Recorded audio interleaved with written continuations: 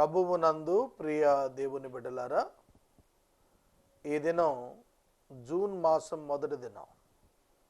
దేవుని కృపను బట్టి 2015 సంవత్సరం జూన్ మాసంలో ప్రవేశించాం. ఈ మాసం 30 దినాలు.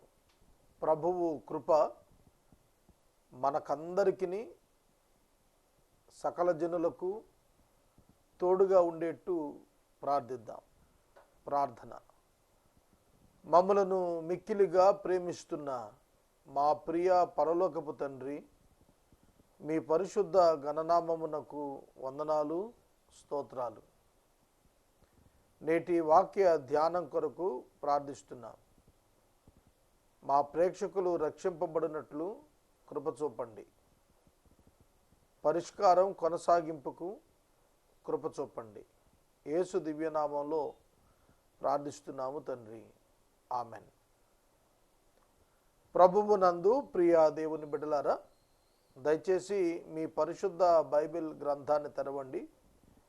యెషయా గ్రంథం చివరి అధ్యాయం 66వ అధ్యాయం మీ ముందు ఉంచుకోండి. యెషయా గ్రంథం 66 అధ్యాయాలు మినియేచర్ ఆఫ్ ద బైబిల్. చిన్న బైబిల్ లాంటిది ఈ గ్రంథం. బైబిల్ గ్రంథంలో 66 పుస్తకాలు, యెషయా గ్రంథంలో 66 అధ్యాయాలు. మొదటి 39 అధ్యాయాలు తీర్పును గూర్చి, పాత నిబంధన గ్రంథాలు 39ని పోలి ఉన్నాయి. చివరి 27 అధ్యాయాలు కృపను, నిరీక్షణను గూర్చి, నూతన నిబంధనలోని 27 అధ్యాయాలను పోలి ఉన్నాయి. దీని అద్భుతం, క్రీస్తు యొక్క మొదటి రాకడను గూర్చిన అనేక ప్రవచనాలు, క్రీస్తు యొక్క రెండవ రాకడను గూర్చిన అనేక ప్రవచనాలు ఈ గ్రంథంలో సాక్షాత్కరిస్తున్నాయి. శ్రేష్టమైన గ్రంథం. ఈ 66 అధ్యాయానికి రావటానికి ప్రభువు మనకు కృపను ఇచ్చారు. యెషయా గ్రంథపు వాక్య ధ్యానాలు మార్చి 2వ తారీఖు ప్రారంభించాను. మార్చి 2, ఇవాళ జూన్ 1, జూన్ 2కు కంప్లీట్ అవుతాయి. అనగా 90 ఎపిసోడ్స్ పట్టాయి. 66 అధ్యాయాలకు 90 ఎపిసోడ్స్ మనం తీసుకున్నాం. ఇది దేవుని మహాకృప. ఇంకా ధ్యానించడానికి వీలుంది, కానీ బైబిల్ కంప్లీట్ చేసుకోవాలి. కావున ముందుకెళ్తున్నాం. మొదటి వచనం ప్రారంభం చదువుకుందాం. 66వ అధ్యాయం చివరి అధ్యాయం, యెషయా గ్రంథం మొదటి అధ్యాయం మొదటి వచనం. యెహోవా ఈలాగు ఆజ్ఞ ఇస్తున్నాడు: ఆకాశము నా సింహాసనము, భూమి నా పాదపీఠము. మీరు నా నిమిత్తము కట్ట ఉద్దేశించు ఇల్లు ఏపాటిది? నాకు విశ్రమ స్థానముగా మీరు కట్ట ఉద్దేశించున్నది ఏపాటిది? అవి అన్నీయూ నా హస్తకృత్యములు, అవి నా వలన కలిగినవి అని యెహోవా సెలవిస్తున్నాడు. ఎవడు దీనుడై నలిగిన హృదయము గలవాడై నా మాట విని వణుకుచుండునో వానినే నేను దృష్టించుచు ఉన్నాను. ఈ 2 వచనాల్లో దేవుడు మానవులను అడుగుతున్న ప్రశ్నలు ఉన్నాయి. భూమి ఆయన పాదపీఠము, ఆకాశము ఆయన సింహాసనము. ఆయన ఎంత ఘనుడో చూడండి. ఆయన యందు సృష్టి చెలిస్తోంది, సృష్టి యందు ఆయన చెలించుట కాదు అన్నాడు పరిశుద్ధుడైన పౌలు. ఆయనకు మనం కడుతున్నటువంటి దేవాలయం ఏపాటిది? కొంచెం చరిత్ర చెబుతాను, వినండి. మొట్టమొదట సీనాయి పర్వతం మీద మోషేతో దేవుడు మాట్లాడినప్పుడు ప్రత్యక్ష గుడార నమూనా ఇచ్చి ప్రత్యక్ష గుడారాన్ని చేయమన్నాడు. ప్రత్యక్ష గుడారాన్ని చేయమన్నాడు.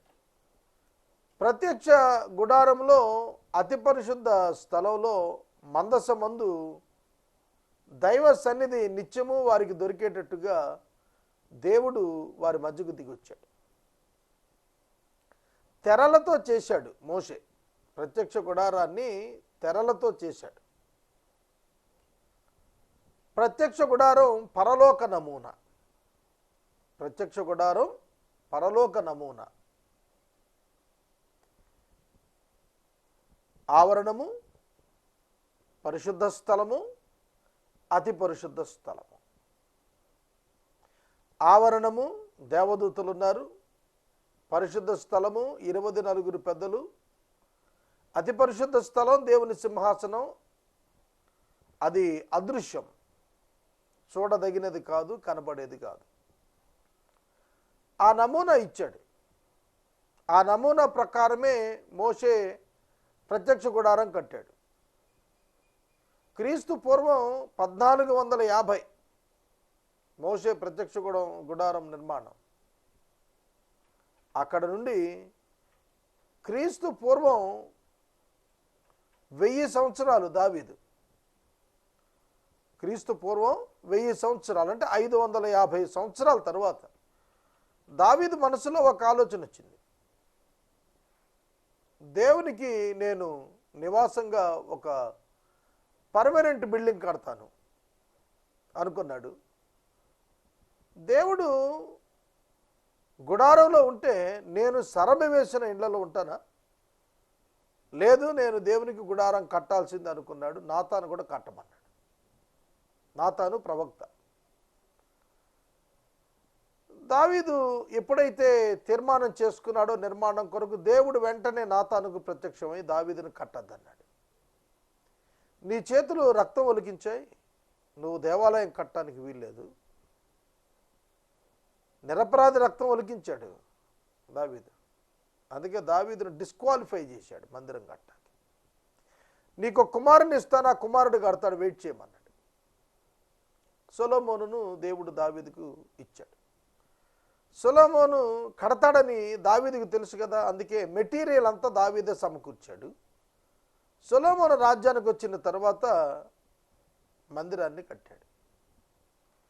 మందిర నిర్మాణం పూర్తయిన తర్వాత దాన్ని ప్రతిష్ఠించినాడు. దినవృత్తాంతాల గ్రంథం 7వ అధ్యాయంలో కనిపిస్తుంది చరిత్ర.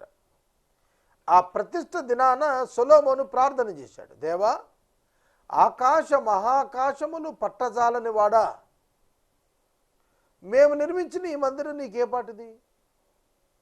ఇందులో నువ్వు నివాసం ఉంటావని కాదు, హస్తకృతమైన ఈ ఆలయాల్లో నువ్వు నివాసం చెయ్యు.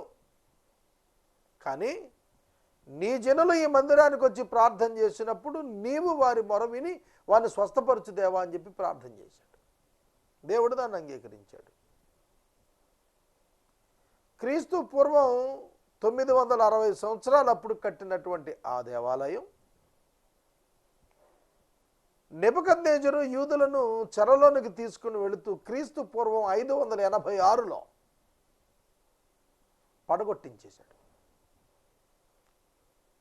పడగొట్టించాడు. మరలా తిరిగి 70 సంవత్సరాల చెరానంతరం యూదులు కోరేషు పరిపాలనలో వెనుకకు తిరిగి యెరూషలేముకు వచ్చారు జెరుబ్బాబెలు నాయకత్వంలో. దేవుడు కోరేషుకు కనపడి చెప్పాడు, నా జనులు తిరిగి వెళ్ళి మందిరం కట్టాలన్నాడు. కోరేషు వెంటనే పెద్దలను పిలిపించి యోధా పెద్దలను వెనక్కు పంపాడు. వెనక్కి వచ్చిన తరువాత వారు మందిరం నిర్మాణం చేయడం ప్రారంభించారు. జాగ్రత్తగా వినండి. దేవాలయం ఇంకా పడగొట్టటకు పూర్వం సొలొమోను నిర్మించిన దేవాలయం నెబుకద్నెజరు చేత పడగొట్టబడుటకు పూర్వమే 66వ అధ్యాయంలో ఈ మాట రాస్తున్నాడు. ఏదైతే సొలొమోను నిర్మించినప్పుడు హస్తకృతము కాని ఆలయములలో, హస్తకృతమైన ఆలయాల్లో నివసించని దేవుడని పొగడబడిన దేవుడు ఉన్నాడో అదే దేవుడు యూదులు మరలా సంబరంతో మందిరాన్ని కట్టడానికి లోయెస్ట్ స్టాండర్డ్లో కట్టారు. సొలొమోను కంటే తక్కువ ప్రభావంతో కట్టారు. అటువంటి మందిరం మీరు కట్టబోతున్నారు. మీరు కడుతున్న మందిరం ఏ పాటిది? జాగ్రత్తగా వినండి. యెషయా ప్రవచనం ఇస్తున్నప్పుడు మందిరం ఉంది, ఇంకా పడగొట్టబడాల. మరి అటువంటిప్పుడు దేవుడు ఇస్తున్న ప్రవచనం ఏంటి? మీరు కడుతున్న మందిరము నాకే పాటిది అని. అప్పుడైనా వాళ్ళు గ్రహించాల్సింది, మందిరం పడగొట్టబడుతుంది, మరలా మీరు కడతారు అని. దేవుడు మాట్లాడుతున్న మాటలు అర్థం చేసుకోవటానికి యూదులకు మనస్సు లేదు. ఇప్పుడు అన్వయింపు చెబుతున్నాను. దేవుడు మాట్లాడుతున్న మాటలు అర్థం చేసుకోవటానికి ఈ తరం వారికి కూడా మనసు లేదు, అర్థం చేసుకోవటం లేదు. లోకమంతా పాపంతో నిండిపోయింది. లోకమంతా పాపంతో నిండిపోయింది. పరిపాలకులు పాపంలో ఉన్నారు, ప్రజలు పాపంలో ఉన్నారు, న్యాయాధిపతులు పాపంలో ఉన్నారు. కాబట్టి తీర్పు తీర్చేవాడు పాపంలోనే ఉన్నాడు, పరిపాలిస్తున్నవాడు పాపంలోనే ఉన్నాడు. ఇక ఎక్కడ గ్రహిస్తారు? కాబట్టి ఈ తరంలో కూడాను మనుషులు దేవుని యొక్క ప్రవచనాన్ని గ్రహించలేకపోతున్నారు. దేవుని యొక్క వాక్యం యొక్క సారం గ్రహించలేకపోతున్నారు.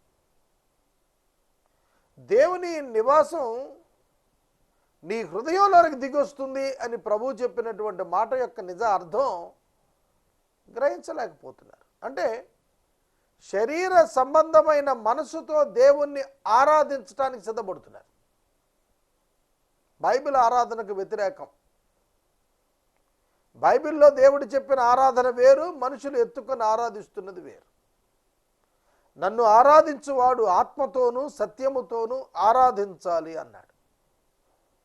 ఆరాధించేవారు యెరూషలేములో ఆరాధించరు, పర్వతం మీద కూడా ఆరాధించరు. ఇప్పటికీ నూతన నిబంధన క్రైస్తవులకు అర్థం కాలేదు. ఆరాధన అంటే గుళ్ళలోకి వెళ్ళి చేసేది కాదు, నిజ జీవితంలో దేవునికి చాలా పరిశుద్ధతతో పవిత్రతతో అర్పణగా ఇచ్చే పరిశుద్ధ జీవితం ఆరాధన అని ఈనాటికి చాలామందికి అర్థం కాలేదు. ఆరాధించేవారు ఆత్మతో ఆరాధించాలి, సత్యముతో ఆరాధించమన్నాడు. రక్షించబడిన అనుభవానికి వచ్చి సత్యము చొప్పున జీవిస్తూ దాని వలన కలుగుతున్న కఠినమైన శ్రమకు పరీక్షకు నిలబడి జీవించినప్పుడే అది ఆరాధనగా దేవుడు ఆగ్రహాన్నిస్తాడు. ఆదికాండం 22వ అధ్యాయంలో నేను నా కుమారుడు వెళ్ళి మురొక్కి వెనకకు తిరిగి వస్తామని అబ్రహాం చెప్పాడు పనివాడుతో. మురొక్కి అనే పదం వర్షిప్ అని ఆరాధన అని రాశాడు. ఎక్కడ పాటలు పాడాడా? 22వ అధ్యాయంలో మనం చేస్తున్న ఆరాధన క్రమం ఎక్కడైనా కనిపిస్తుందా? Then what was the worship there? ఏమిటి అక్కడ అబ్రహాం చేసిన ఆరాధన? బలి ఇచ్చుటకు కత్తి పైకెత్తాడు. ఇస్సాకు చేసిన ఆరాధన బలి అవుటకు మౌనంగా మారాడు. That is worship. Their action is treated as worship. నిజ ఆరాధన దేవుని కొరకు జీవితాన్ని సమర్పించటం, ప్రియమైన దాన్ని దేవుని కొరకు సమర్పించటం నిజమైన ఆరాధన. సోదరుడా, సోదరు, కనుక దేవుని సన్నిధిని, దేవుని యొక్క మందిరమును గ్రహించుట చేత కావటం లేదు. ఆనాడు యూదులకు చేతకాక చెరకెళ్ళారు, ఈనాడు మనుషులకు అర్థం కాక ఇంకా పాపపు చెరలోనే మగ్గిపోతున్నారు, ఇంకా రిలీజియస్ యాక్టివిటీస్లోనే మగ్గిపోతున్నారు, క్రిస్టియానిటీలోనే. సోదరుడా, సోదరి, భయానకమైనటువంటి పరిస్థితులు క్రైస్తవ్యంలో కనిపిస్తున్నాయి. విమర్శ మాట్లాడుకుంటూ వెళితే చిన్నతనంగా ఉంటుంది. ఎవరిని విమర్శించి మాట్లాడుతున్నాము? లోకువైపోతుంది, బాధ కూడా కలుగుతుంది. ఎటువంటి పేర్లు ఎక్కడెక్కడ వినిపిస్తున్నాయి? క్రైస్తవుల పేర్లు, బోధకుల పేర్లు. వాటిని వింటున్నప్పుడు కలవరం పుడతాను.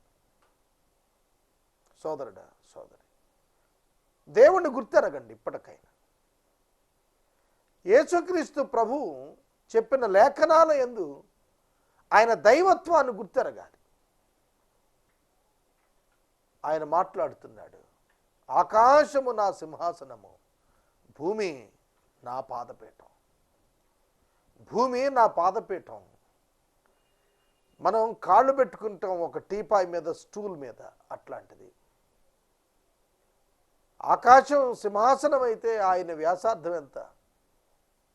ఆయన ఉనికి ఎక్కడ? ఇప్పటికైనా ఆయన అందరి వాడు. విరిగి నలిగిన హృదయంలోనికి ఆసన్నుడిగా దిగొస్తాడు. అంత గనుడైన దేవుడు ఒక సాధారణమైన విశ్వాసి యొక్క హృదయంలోనికి వచ్చి నివాసం ఉంటాడు. నాకు విశ్రమ స్థానంగా మీరు కట్ట ఉద్దేశించేది ఏ పాటిది? నా నిమిత్తం మీరు కట్ట ఉద్దేశించే ఇల్లు ఏ పాటిది? ఈ హస్తకృత్యాలన్నీ నేను నిర్మాణం చేసినవే. మనమేమీ దేవునికి ఇవ్వలేము, అన్నీ ఆయనే ఇచ్చినవే. సృష్టి అంతా ఆయనదే. సృష్టి అంతా ఆయనదే. 1000 కొండల మీద పశువులు నాది, వెండి నాది, బంగారము నాది అని ప్రభువగు యెహోవా సెలవిస్తున్నాడు. మనం కొంచెం కిలో బంగారం ఉంటే మనం విరవిగుతాం. బంగారం ఎవరిది? ఆయనది. వెండి ఎవరిది? ఆయనది. సంపద ఎవరిది? ఆయనది. ఒక మాట చెబుతాను. యాకోబు యోర్దాను దాటి లాబాను దగ్గరికి వెళ్తున్నాడు. చేతిలో ఒక కర్ర ఉంది, అంతే. చేతిలో కర్ర ఉంది. 40 సంవత్సరాల యువకుడు. తండ్రి ఆదేశం మేరకు, తల్లి యొక్క అభ్యర్థన మేరకు మేనమామ గారింటికి పోతున్నాడు. ఒంటరిగా వెళ్ళిపోతున్నాడు. చేతిలో కర్ర తప్పేం లేదు. అదే యాకోబు 20 సంవత్సరాల తర్వాత వెనక్కి తిరిగి వస్తున్నాడు. భార్యలున్నారు, దాసులున్నారు, సంపద ఉన్నది. 2 గుంపులుగా వెనుకకు తిరిగి వచ్చాడు. ఏమర్థమవుతోంది? సంపద దేవుడు ఇచ్చేది. యాకోబు ఏ ప్రయోగం చేస్తే ఆ ప్రయోగం ఫలించి సంపద ఇబ్బిడి ముబ్బిడిగా పెరిగిపోయింది. లాబాను అన్యుడు గనుక తెలుసుకోగలిగాడు. ఏమిటి నా సంపదకు కారణం అని ఆలోచించాడు. ఒకప్పుడు లేనంత సమృద్ధి వచ్చేస్తోంది. లాబానుకు అర్థమైంది, యాకోబును బట్టి దేవుడు లాబానును ఆశీర్వదించాడని లాబాను గ్రహించాడు.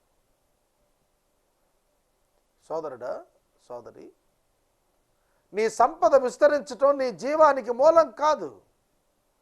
ఒకని కలిమి విస్తరించటం వాని జీవానికి మూలం కాదు. దేవుడు కలిమి విస్తారంగా ఇవ్వగలిగిన సమర్థుడే.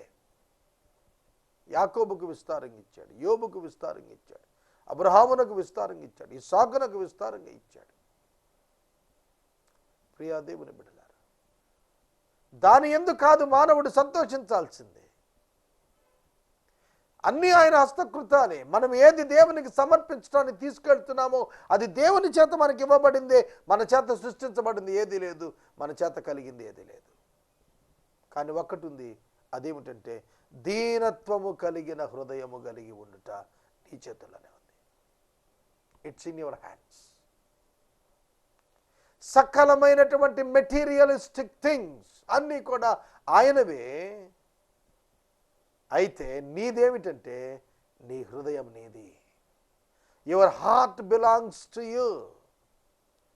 ఇంగ్లీష్లో చదువుతాను చూడండి.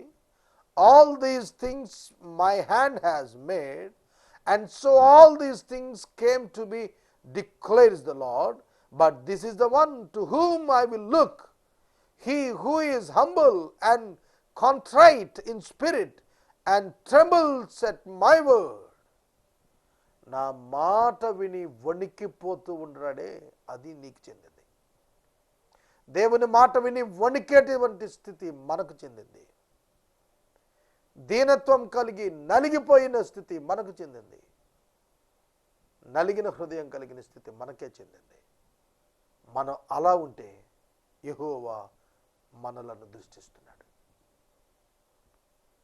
మనలను దృష్టించుటకు ఏపాటివాడు? నరపుత్రుని దర్శించుటకు అతడు ఏపాటివాడని ప్రశ్న అడిగాడు. నరపుత్రుడు ఏపాటివాడు?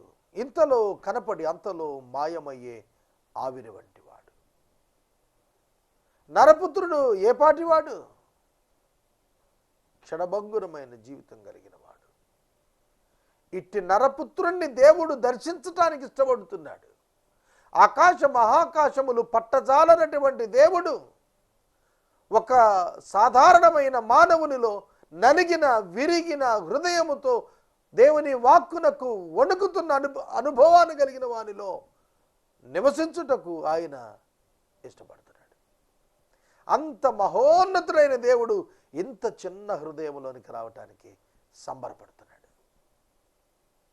దావీదుని గురించి దేవుడు చెప్పిన మాట, నా హృదయానుసారుడైన మనుషుడు, నా హృదయానుసారుడైన మనుషుడు.